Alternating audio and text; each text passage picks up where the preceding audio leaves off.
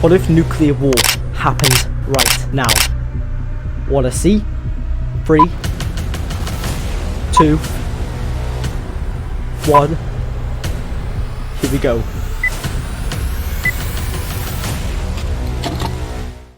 Well, first, we have to know how and why are we so scared and terrified of these nuclear bombs, and truly see the history that is hiding and masking behind these bombs.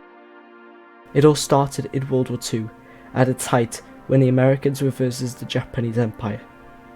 In a moment of despair, the Americans designed 2 nuclear bombs, the first ever to be on this planet, with the likes of Oppenheimer and other scientists.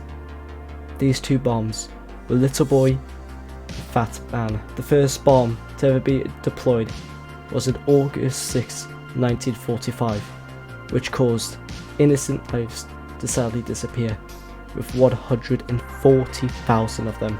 Later on, Fat Man was deployed in 9th of August 1945, which also led blood-boiling 74,000 casualties of innocent civilians.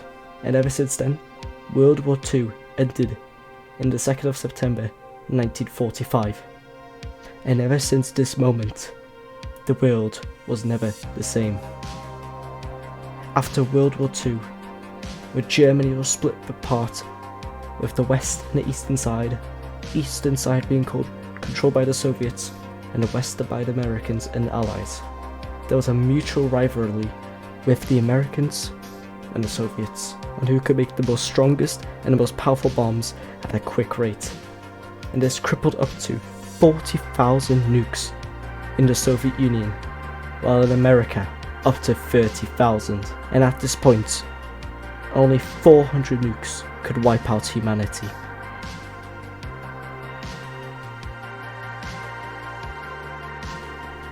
On 27th of October 1962, the world nearly ended. There was a Soviet officer in a Soviet submarine that did not press the nuclear core button because he thought that it was a mistake, and at the end it was. This man prevented the world to end, and to this day is thanked by many. He did not win a Nobel Peace Prize. However, through the 1990s, treaties and mutual deals were done to decrease the amount of armed nuclear weapons to be in both nations of America and Russia.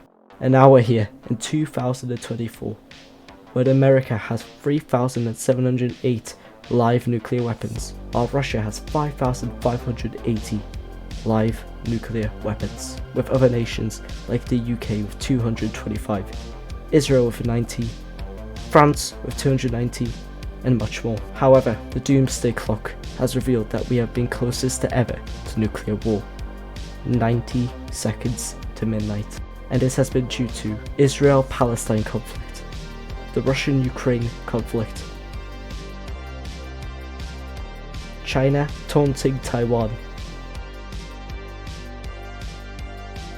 and also China having disputes with Japan, forcing them to build up their military. So now, we're here, and I think it's time to show you what damage this can truly do. So here we go. What if nuclear war happened right now? Wanna see? 3, 2, 1. Here we go.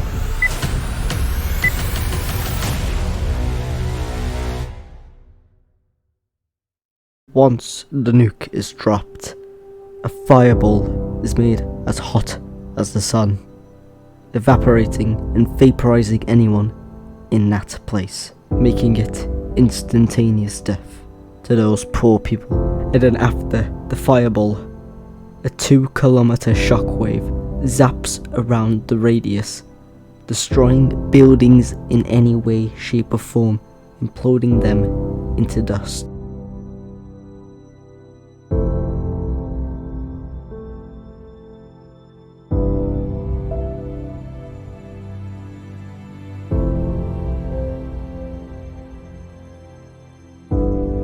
"98% of people in this radius are lost. And at mere seconds, 120,000 civilians are killed.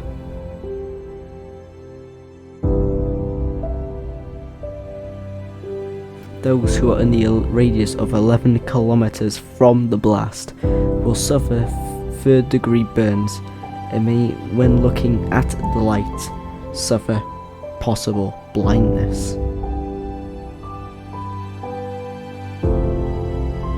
And the main reason for the loss of life will be the collapse of buildings that happens instantaneously once the shockwave is sent, killing more than the radiation itself. And at the end of this one bomb, 500,000 are killed.